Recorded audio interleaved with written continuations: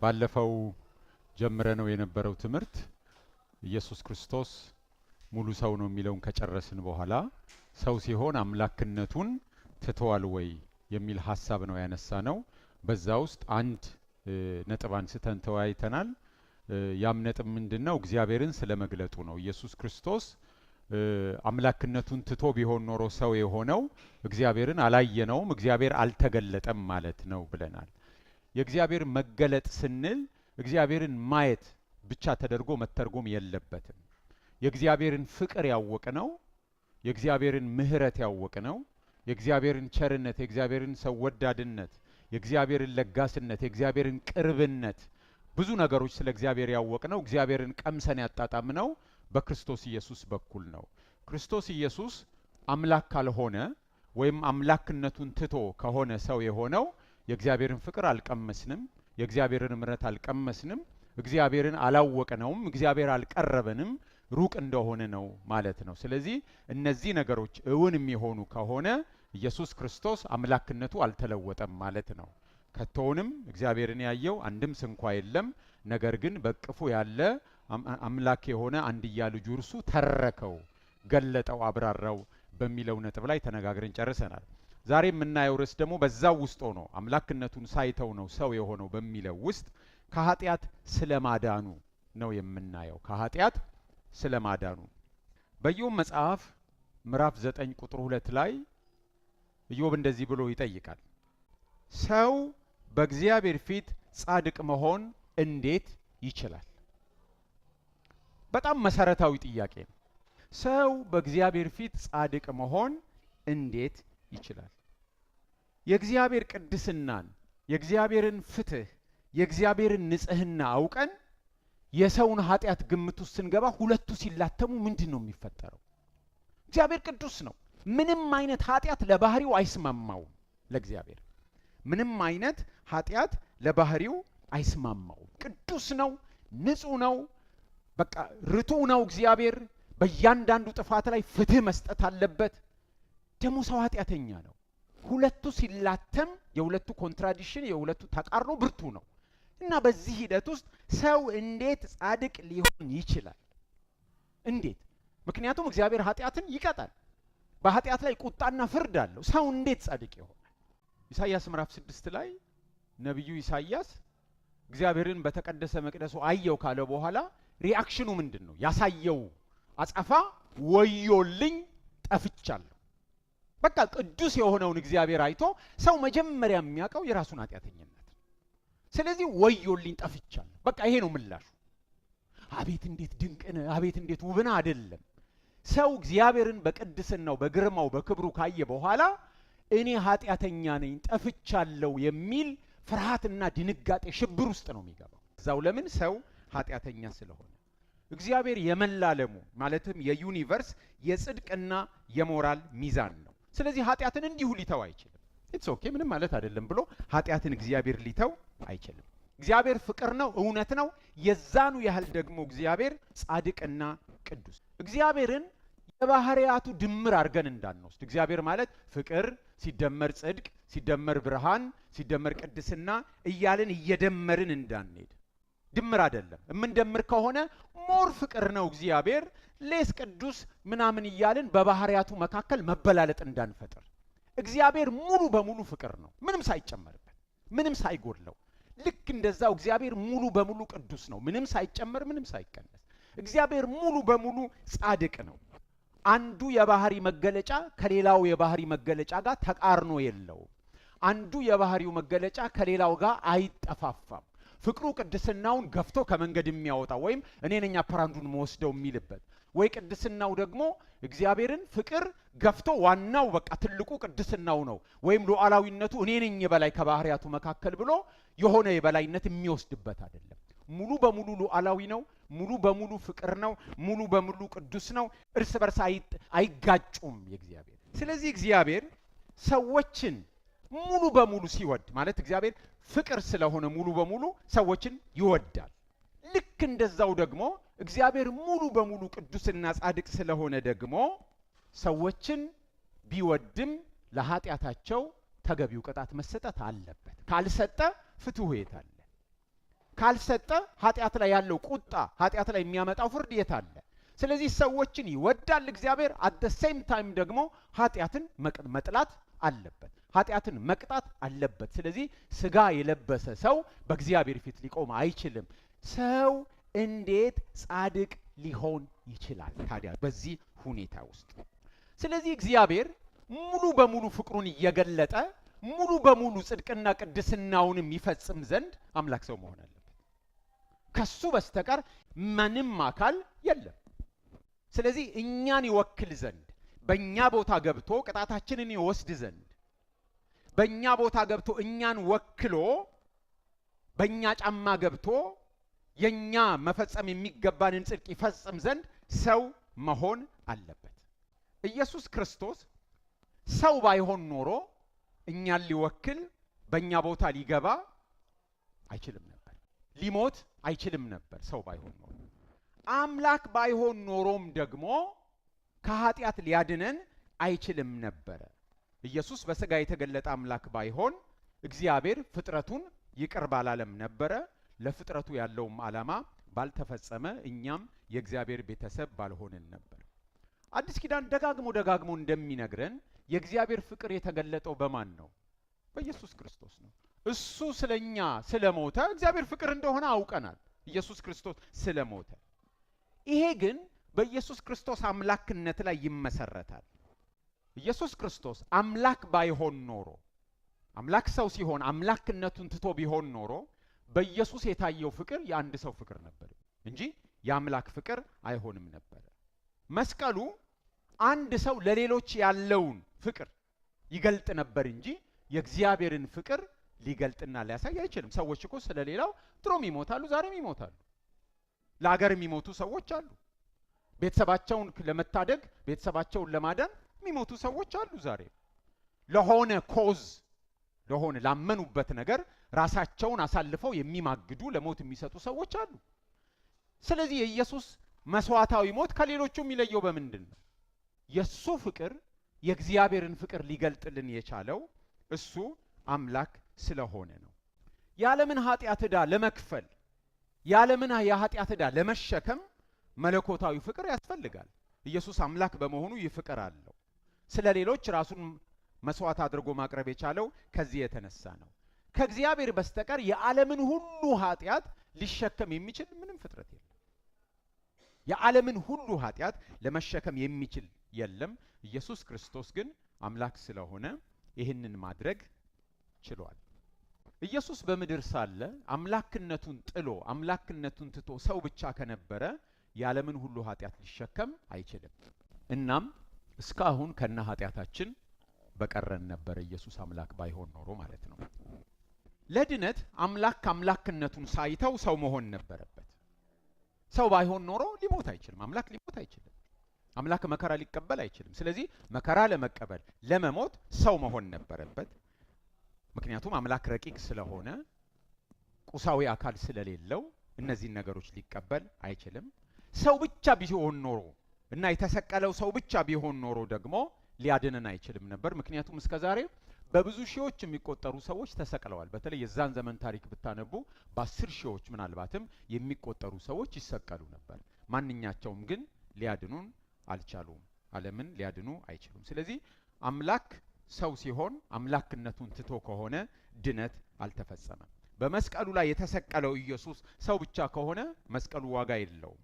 መልካሙን ኢየሱስ ክርስቶስን ደጉን ኢየሱስ ምርጥ ሰው ኢየሱስ መስቀል ላይ አድርገን አምላክ አይደለም ካልን እግዚአብሔርን የት ነው ያደረግነው? የሆነበት ከኛ መከራ ርቆ ከኛ ስቃይ ርቆ ከኛ ኑሮ ርቆ በዙፋኑ ላይ ተቀምጦ አንድ ኢኖሰንት ሰው እዚህ ጋር የሚሰቀል ከሆነ ይህንን አምላክ ለማምለክ ምን ግዴታ ነው ያለብን? ኢየሱስ ሰው ብቻ ከሆነ ኢየሱስ ሲሰቀል አምላክ በስጋ ካልተሰቀለ የት ነው ያለው? ከዚህ ስቃይ ርቆ የት ነው ያለው? ከዚህ ራስን መስጠት ርቆ የት ነው ያለው? ርቆ ሰማይ የሚኖር ከህመማችን፣ ከስቃያችን፣ ከእንግልታችን፣ ከኑሯችን፣ ከውጣ ውረዳችን ርቆ እዛ ሰማይ ላይ የተቀመጠ አምላክ ለምንድን ነው የምናመልከው? ርቆ ነው ያለው። የዳር ተመልካች ነው ማለት ነው። ከኛ የራቀ ለህይወታችን ግድ የሌለው ሊያድነን ያልመጣ አምላክ የምናመልክበት ምክንያት ምንድን ነው? ለህይወታችን ትርጉም ሊሰጥ ከስብራታችን ባሻገር ሌላ ፍቅር እንዳለ የሞትን ጭጋግ ገልጦ ብርሃን ሊያሳየን ያልቻለ አምላክ ርቆ ያለ መስቀሉ ላይ ግን ሰው ብቻ የተሰቀለ ከሆነ ይሄ አምላክ ምን አይነት አምላክ ነው? መላው ወንጌል ያረፈው እዚህ ጋር ነው። አምላክ በስጋ መጣ፣ አምላክ በስጋ መከራን ተቀበለ ኖረ፣ አምላክ በስጋ ተሰቀለ የሚለው መላው የክርስትና መልእክት ያለው እዚህ ላይ ነው። መስቀል ላይ ያለው ሰው ብቻ ከሆነ እግዚአብሔር ሩቅ ነው ማለት ነው። ለህመማችን ለስቃያችን እግዚአብሔር ሩቅ ነው። መጽሐፍ ቅዱስ ግን የሚለን እግዚአብሔር በክርስቶስ ሆኖ ዓለሙን ከራሱ ጋር ያስታርቅ ነበር። ስለዚህ መስቀሉ ላይ እግዚአብሔር አለ ማለት ነው። እዛ አለ፣ he was there። ስለዚህ አምላክ ሰው ሲሆን አምላክነቱን ትቶ አይደለም። እግዚአብሔር ሰው ሲሆን እግዚአብሔርነቱን ጠብቆ ካልሆነ በስተቀር ይሄ ነገር ዋጋ ያጣል። ሰው እግዚአብሔርን በድሏልና ሰውን ወክሎ በእግዚአብሔር ፊት ለመቆም በእግዚአብሔር ፊት ለመታየት ኃጢአት የሌለበት ሰው ያስፈልግ ነበረ። ኢየሱስ ክርስቶስ ኃጢአት የሌለበት ሰው በመሆኑ በእግዚአብሔር ፊት እኛን ሊወክለን ችሏል። ነገር ግን ኢየሱስ ሰው ብቻ ቢሆን ኖሮ የዓለምን ኃጢአት ዕዳ ብቻውን ሊከፍል አይችልም። የኃጢአት ዕዳ ዘላለማዊ ነው። ውስን ሰው ይህንን ዘላለማዊ ዕዳ ከፍሎ ሊጨርስ አይችልም። የትኛውም ሰው ለዘላለም ሲከፍል ይኖራል እንጂ ከፍሎ ጨርሶ ተከፍሏል ብሎ ኃጢአትን ሊያስተሰሪ አይችልም። ሰው ኃጢአትን ሊያስተሰሪ ትላንትን ሊጠግን የተበላሸውን ድልድይ ሊጠግን አይችልም። ኢየሱስ ኃጢአት የሌለበት ሰው ሆኖ እንኳን ሊከፍል አይችልም። ኃጢአት ባይኖርበትም የለበትም፣ ግን ሰው ብቻ ከሆነ ኃጢአት የሌለበት ሰው ብቻ ሆኖ እንኳን ተፈጸመ ብሎ የዓለምን ሁሉ ኃጢአት ሊከፍል አይችልም። ኢየሱስ ግን ተከፍሏል ማለቱን የምስራች ሰምተናል። ተፈጸመ ማለቱን ሰምተናል። ስለዚህ ከኃጢአታችን መዳን ካለብን ኢየሱስ ክርስቶስ አምላክነቱን ያልተወ ሰው መሆን አለበት። አምላክ አምላክነቱን እንደጠበቀ ሰው መሆን አለበት። ስርየት ተግባራዊ የሚሆነው ተፈጻሚነት የሚኖረው ጌታ ኢየሱስ ከሰዎች መካከል ምሉ ሰው ኮምፕሊት ሰው ከሆነ ከአምላክ ወገንም ምሉ አምላክ ኮምፕሊት አምላክ ከሆነ ብቻ ነው። የኢየሱስ ሰውነት ከተጓደለ ከሰውነት አንዳች ነገር ከጎደለው ስርየት የተጓደለ ይሆናል። ኢየሱስ ከአምላክነቱ አንዳች ነገር ከጎደለው አንዳች ነገር ከተወ ስርየት የተጓደለ ይሆናል። ስርየት ከተጓደለ ደግሞ ከነ ኃጢአታችን ነው የምንሆነው። ስርየት ተፈጻሚ እንዲሆን የኢየሱስ ሞት መለኮት በሰውነት የፈጸመው ድርጊት መሆን አለበት። አት ዘ ሴም ታይም ደግሞ ሰው ለእግዚአብሔር የሚያቀርበው ምላሽም መሆን አለበት። የኢየሱስ ክርስቶስ ሞት ምንድነው? እግዚአብሔር በስጋ ሆኖ ያደረገው ነው። ኢየሱስ ክርስቶስ በሰውነቱ ደግሞ እኛን ወክሎ ለእግዚአብሔር ያቀረበውም ነው። እግዚአብሔር ለሰዎች ያቀረበው ነው። ኢየሱስ ሰዎችን ወክሎ ደግሞ ለእግዚአብሔር ያቀረበው ምላሽ መሆኑ ነው። ከዚህ ውጪ ከበደላችንና ከኃጢአታችን በስተቀር ለእግዚአብሔር የምናቀርበው አንዳችም ነገር የለንም። የኢየሱስ አምላክነት የድነታችን ዋስትና ነው። አምላክነቱም ሰውነቱም ለድነታችን በጣም መሰረታዊ ነገር ነው። ክርስቶስ ኢየሱስ አምላክ ካልሆነ በመለኮትነቱ ከእግዚአብሔር ጋር አንድ ካልሆነ እግዚአብሔር በክርስቶስ ሆኖ ዓለምን ከራሱ ጋር አላስጠር። የክርስቶስ ስራም ዘላቂነት የሌለው ጊዜያዊ ውሱንና አንጻራዊ ነው የሚሆነው። ክርስቶስ ሰው ሲሆን አምላክነቱን ሳይለቅ ከሆነ ግን በእርሱ ያገኘነው ድነት ዘላለማዊ ዘላቂ የጸና ይሆናል። እግዚአብሔርን ለሰው የገለጠና ሰውን ከእግዚአብሔር ጋር ያስታረቀ ክርስቶስ ኢየሱስ እሱ አምላክ እርሱ ሰው መሆን አለበት። ወልድ የሰውን ሁለንተና ይዋጅ ዘንድ የሰውን ሁለንተና መውሰድ እንዳለበት ደጋግመን ተነጋግረናል።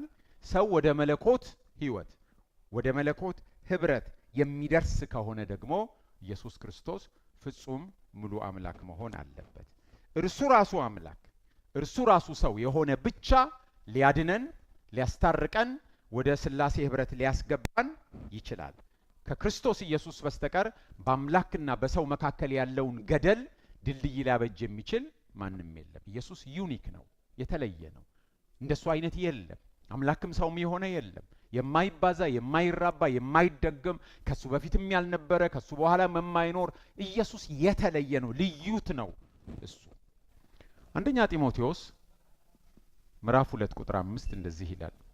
አንደኛ ጢሞቴዎስ ምዕራፍ 2 ቁጥር 5 አንድ እግዚአብሔር አለና በእግዚአብሔርና በሰውም መካከል ያለው መካከለኛው ደግሞ አንድ አለ፣ እርሱም ሰው የሆነ ክርስቶስ ኢየሱስ ነው።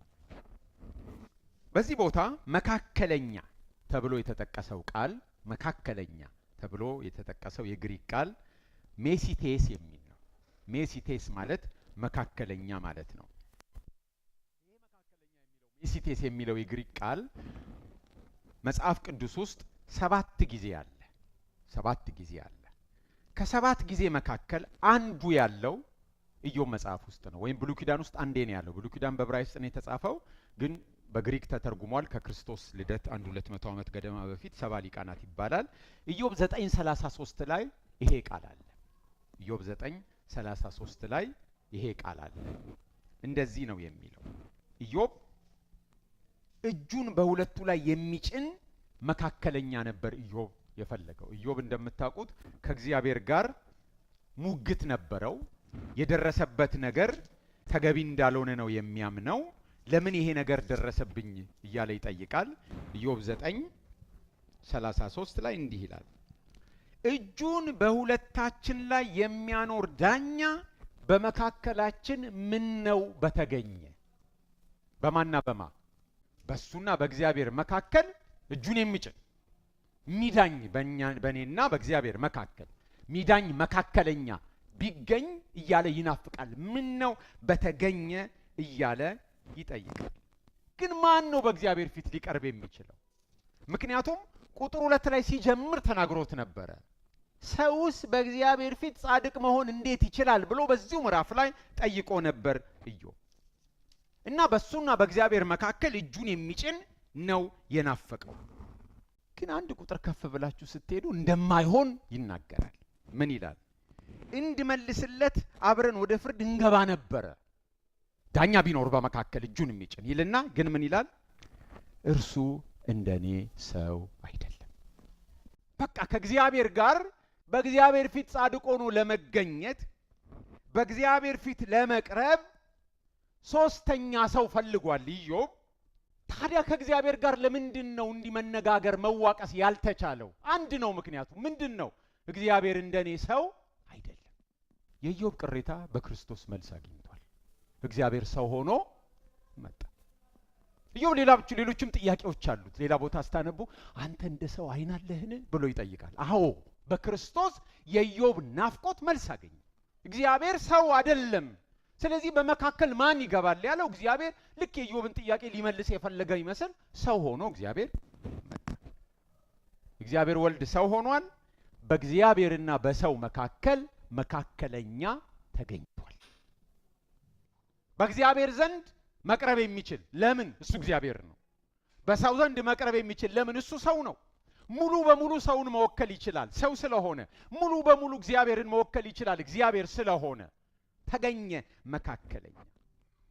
ይሄ የአዲስ ኪዳንን ሰዎች ብቻ የሚመለከት አይደለም።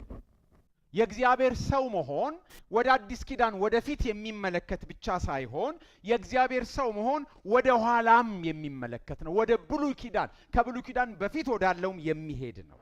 ምክንያቱም በብሉይ ኪዳንም የኃጢአት ስርየት አልነበረም።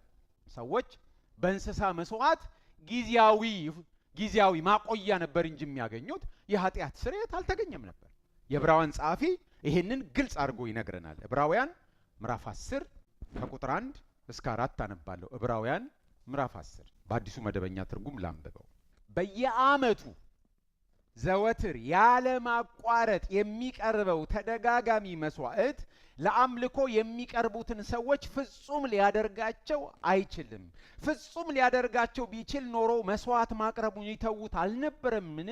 ይልና ዝቅ ብሎ ምን ይላል? ነገር ግን እነዚህ መስዋዕቶች በየዓመቱ ኃጢአትን የሚያስታውሱ ናቸው። ምክንያቱም የኮርማዎችና የፍየሎች ደም ኃጢአትን ማስወገድ አይችልም። ቁጥር 11 ላይ ደግሞ ስታነቡ ኃጢአትን ላስወግዱ ከቶ የማይችሉትን እያለ ስለ ብሉይ ኪዳን መስዋዕቶች ይናገራል። ስለዚህ የብሉይ ኪዳን መስዋዕቶች ኃጢአትን ሊያስተሰርዩ አይችሉም። እንዲያው ምንም ያረጉ ናቸው ነው የሚለው፣ የሚያስታውሱ ናቸው። ስለዚህ በብሉይ ኪዳን በእንስሳት መስዋዕት ስርየት አይገኝም ነበር፣ አልነበረም ስርየት። ኪዳን ሰዎችን ብቻ የሚመለከት ሳይሆን ወደ ኋላም ሄዶ በብሉይ ኪዳን የነበሩትንም ሰዎች የሚመለከት ነው። ስለዚህ እግዚአብሔር በብሉይ ኪዳን የነበሩ መስዋዕቶች የኃጢአት ስርየት እንደማያስገኙ ስለሚያውቅ እስከ ክርስቶስ መምጣት ድረስ የሰዎችን ኃጢአት ሳይፈርድ በይደር አቆይቶት ነበር። ሮሜ ምዕራፍ 3ን ባየን ጊዜ ይህንን አንስተነው ነበር። ሮሜ ምዕራፍ 3 ቁጥር 25 በአዲሱ መደበኛ ትርጉም ላንብበው። በደሙም በሆነው እምነት እግዚአብሔር የማስተሰሪያ መስዋዕት አድርጎ ኢየሱስ ክርስቶስን ማለት ነው አቅርቦታል። ይህንም ያደረገው ቀድሞ የተፈጸመውን ኃጢአት ሳይቀጣ በትዕግስት በማለፍ ጽድቁን ለማሳየት ነው። እግዚአብሔር ኃጢአትን ሳይቀጣ በትዕግስት ማለፉ ከክርስቶስ መምጣት በፊት የነበረውን የሰዎችን ኃጢአት በቸልታ ማለፉን አያመለክትም። በይደር ነው ያቆየው። ኃጢአት የሚቀጣበት ቀን አለ፣ የኃጢአት ዋጋ የሚከፈልበት ቀን አለ ብሎ እግዚአብሔር በይደር አቆይቶታል እንጂ እግዚአብሔር ኃጢአትን በብላሽ ይቅር አይልም፣ እንዲሁ ዝም ብሎ አያልፍም። እግዚአብሔር ኃጢአትን በብላሽ ይቅር የሚል ከሆነ ከእግዚአብሔር የፍትህ ከእግዚአብሔር የቅድስና ከእግዚአብሔር የጽድቅ ባህሪ ጋር ይጋጫል። የታለ ጽድቁ ታዲያ? የታለ ፍትሁ ታዲያ? እግዚአብሔር ራሱን ሊክድ አይችልምና ራሱን ስለማይክድ እግዚአብሔር ለኃጢአት እንዲሁ ይቅርታ መስጠት አይችልም። ምክንያቱም እግዚአብሔር ፍቅር ብቻ አይደለም፣ እግዚአብሔር ቅዱስም ነው፣ እግዚአብሔር ጻድቅም ነው። ከኃጢአት ጋር ተቃርኖ አለው በባህሪው። ስለዚህ እግዚአብሔር ፍቅር ብቻ አይደለም። ሰዎች አንድ ላይ መረዳት ስለምንችል ሁላችን የልባችን ዝንባሌ አለ። ስለ እግዚአብሔር ሲነገር አንዳንድ ወገኖች ከፍቅር መጀመር ይቀናቸዋል። ስለ እግዚአብሔር ሲነገር ሰዎች ከእግዚአብሔር ሉዓላዊነት መጀመር የሚቀናቸው ሰዎች አሉ በባህሪያቸው። እግዚአብሔር አንዱ ካንዱ የሚበላለጥ ባህሪ የለውም። አንዱ ባንዱ ላይ የበላይነት የለውም። እግዚአብሔር ሙሉ በሙሉ ቅዱስ እንደሆነ ሁሉ ፍቅርም ነው። ስለዚህ ስለ ፍቅሩ ስናወራ ቅዱስናውንም ግምት ውስጥ መክተት አለብን። የእግዚአብሔር ፍቅር ቅዱስ ነውና ከኃጢአት ጋር የማይታረቅ ቅራኔ ያለው፣ ኃጢአተኞችን መውደድ ከእርሱ ጋር መታረቅ ደግሞ የባህሪው መገለጫ ነው። ስለዚህ ከእግዚአብሔር በቀር ማንም ለዚህ ተቃርኖ ምላሽ መስጠት የሚችል የለም። የእግዚአብሔር ጽድቅ ጥያቄ ውስጥ ነው እዚህ ጋር ያለው። የእግዚአብሔር ፍቅር ጥያቄ ውስጥ ነው።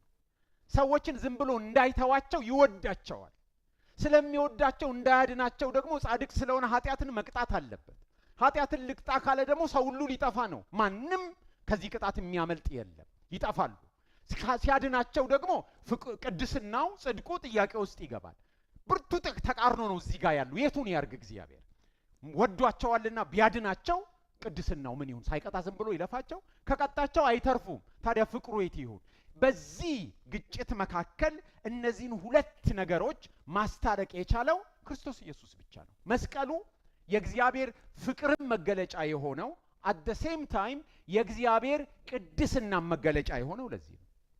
መስቀሉ ላይ የእግዚአብሔር ቅድስና ይታያል፣ የእግዚአብሔር ጽድቅ ይታያል። at the same time ደግሞ የእግዚአብሔር ፍቅር ይታያል። ስለዚህ መስቀሉ እኛን ማጽደቂያ ብቻ ሳይሆን የእግዚአብሔር ጻድቅነት መገለጫም ነው። ለዚህ ነው ሮሜ 3:26 ላይ እንደዚህ ነው። ሮሜ 3:26 አሁንም በአዲሱ መደበኛ ትርጉም ላንብበው። ጽድቁን ይኸውም ራሱ ጻድቅ ሆኖ በኢየሱስ የሚያምነውን የሚያጸድቅ መሆኑን ለማሳየት ነው። እግዚአብሔር ምኑን ገለጠ? ጽድቁን። ጽድቁ ምንድን ነው? ሰዎችን ማዳኑ ብቻ ነው አይደለም። ራሱ ምን ሆኖ? ጻድቅ ሆኖ። ስለዚህ መስቀሉ የእግዚአብሔርን ጻድቅነት፣ ጻድቅ ነኝ እኔ ኃጢአትን እቀጣለሁ የሚለውም ይታያል። እንደገና ደግሞ ኃጢአተኞችን ያጸድቃል። ፍቅር ነኝ ኃጢአተኞችን እወዳለሁ አጸድቃለሁ የሚለውም ይታያል። ጻድቅ ነኝ እቀጣለሁ፣ ኃጢአት ላይ እፈርዳለሁ፣ ይሄው ፍርዴ፣ ይሄው ቁጣዬ የሚልም ይታያል። አድናቸዋለሁ፣ እወዳቸዋለሁ የሚልም ይታያል። ስለዚህ መስቀሉ ኃጢአተኞችን እግዚአብሔር እንደሚያጸድቅ የታየበት ብቻ ሳይሆን የእግዚአብሔር ምኑ የተገለጠበት ነው? ጽድቁ። ሂዝ ጀስት። ስለዚህ እግዚአብሔር ጻድቅ ሆኖ ኃጢአተኞችንም እንደሚያጸድቅ የታየበት ነው። ከዚህ የተነሳ በብሉይ ኪዳንም ሆነ በአዲስ ኪዳን ያሉ ሰዎች የዚያን ዘመን ኃጢአትም ሆነ የዚህ ዘመን ኃጢአት የሚወገደው ያለምን ኃጢአት የሚያስወግድ የእግዚአብሔር በግ በሆነው በክርስቶስ ኢየሱስ ብቻ ነው። ሰዎች ሁሉ የሚድኑት በክርስቶስ ኢየሱስ መስቀል ብቻ ነው። የብሉይ ኪዳን ሰዎች መስቀሉን ወደፊት በማየት ሲድኑ፣ የአዲስ ኪዳን ሰዎች መስቀሉን የኋሊት በማየት የተፈጸመ ፓስቴንስ ስለሆነ የኋሊት በማየት ይድናሉ። ከዚህ በስተቀር እግዚአብሔር ለአዲስ ኪዳን ሰዎች ሌላ መዳኛ፣ ለብሉይ ኪዳን ሰዎች ሌላ መዳኛ የለውም። መዳኛው አንድ ነው። አዳኙ አንድ ነው። የብሉይ ኪዳን ሰዎች በምሳሌ ያዩት አዳኙን ነው። መስዋዕት በግ ሲታረድ በምሳሌ ክርስቶስን ነው የሚያሳየው። ፋሲካው በምሳሌ ክርስቶስን ነው የሚያሳየው።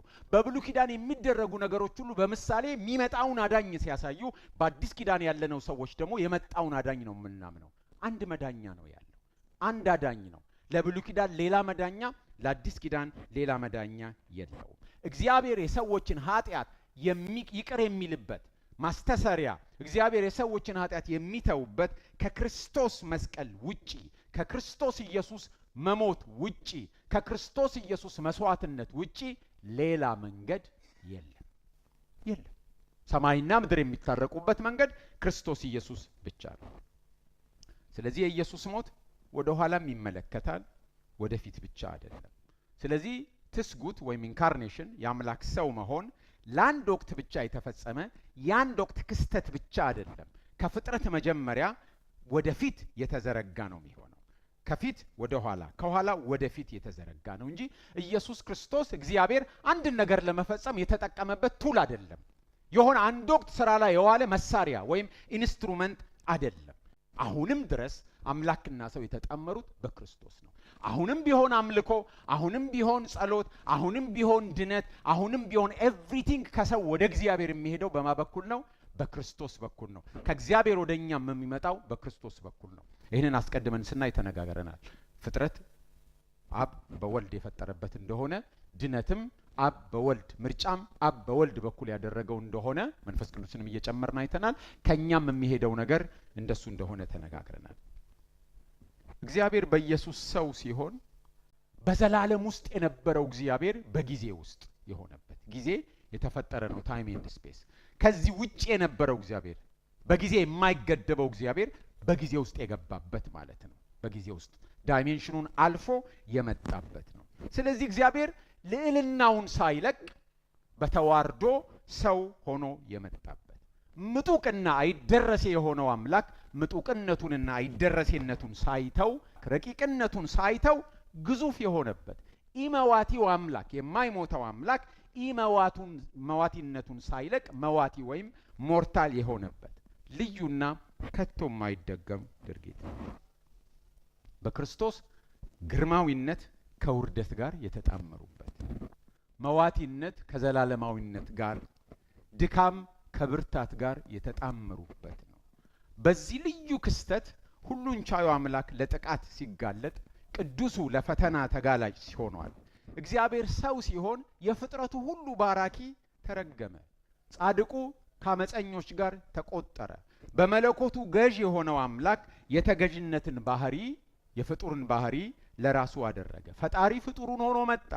ኢየሱስ የማይታየው አምላክ መገለጫ ነው። እግዚአብሔር ለሰዎች ያለው ፍቅር ታላቅ ነው። እናም የፍቅሩ ታላቅነት፣ የጸጋው አያልቄነት፣ የምሕረቱ ጠሊቅነት ይህንን ስተት እንዲፈጽም አደረገው። ስለዚህ እስካሁን እንዳየነው እግዚአብሔር ሰው ሲሆን እግዚአብሔርነቱን ጠብቆ ካልሆነ፣ ቃል ስጋ ሲሆን ቃልነቱን ጠብቆ ካልሆነ፣ አምላክ ሰው ሲሆን አምላክነቱን ጠብቆ ካልሆነ በስተቀር ዮሐንስ ቃል ስጋ ሆነ ሲለን በወንጌሉ የጻፈው የተሳሳተ ነው የሚሆነው። እውነቱ ግን ወደዚህ ነው። ቃል ስጋ ሆነ እንጂ ዮሐንስ ቃል ወደ ስጋ ተለወጠ ብሎ አልነገረንም። በቃል ላይ ልዋጤ ወይም ልውጠት ትራንስፎርሜሽን፣ በግሪክኛው ሜታሞርፎሴ አልተካሄደም። የመለኮት ባህሪ ሰው ሆኖ አልተለወጠም። መለኮት ሰው ሆነ እንጂ መለኮት ወደ ሰው አልተቀየረም። እግዚአብሔር በኢየሱስ ሰው ሲሆን አምላክነቱን አልተወም። ወልድ በመለኮትነቱ ላይ ሰውነትን ደመረ እንጂ አምላክነትን አልቀነሰም። ሰውነትን ጨመረ፣ ሰውነትን ደመረ እንጂ አምላክነቱን አልቀነሰም። ኢየሱስ ሰው የሆነ አምላክ ነው። ኢየሱስ አምላክ ካልሆነም ማንኛችንም ከኃጢአታችን አንድንም። ኢየሱስ አምላክ ካልሆነ ልናመልከው መብት የለንም። አምላክ ካልሆነ ኢየሱስን ማምለክ ጣዖት አምልኮ ነው የሚሆነው። አምላክ ያልሆነ ልናመልክ አንችልም። ስለዚህ አምልኳችን የተመሰረተው ኢየሱስ አምላክ መሆኑን በማመናችን ነው። አምላክነቱን ያልተወ መሆኑን በማመናችን ነው። አምላክና ሰው በኢየሱስ ተጣምረዋል። ኢየሱስ ክርስቶስ ሲወለድ አምላክ በስጋ ተወለደ። ኢየሱስ ክርስቶስ በምድር ሲያገለግል አምላክ በስጋ አገለገለ። ኢየሱስ ክርስቶስ መከራ ሲቀበል አምላክ በስጋ መከራን ተቀበለ። የመለኮት ሙላት በሰውነት ተገለጠ። ኢየሱስ ክርስቶስ ሲሞት እንኳን አምላክ በስጋ ሞተ።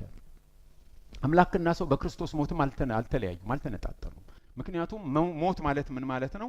የነፍስና የስጋ መለያየት ነው። ስለዚህ ኢየሱስ ክርስቶስ ሲሞት እንኳን ስጋና ነፍሱ ናቸው እንጂ የተለያዩት፣ አምላክነትና ሰውነቱ አልተለያዩም። ነፍሱ አለች እንደ የትኛውም ሰው ነፍስና ስጋ ሲለያይ፣ ስለዚህ ነፍሱ ከመለኮትነቱ ጋር እንዳለ እንደተጣመረ አምላክ ሰው ሲሆን አምላክነትና ሰውነት በኢየሱስ ተጣምረዋል ያልነው እሱ እንደተጠበቀ ነው።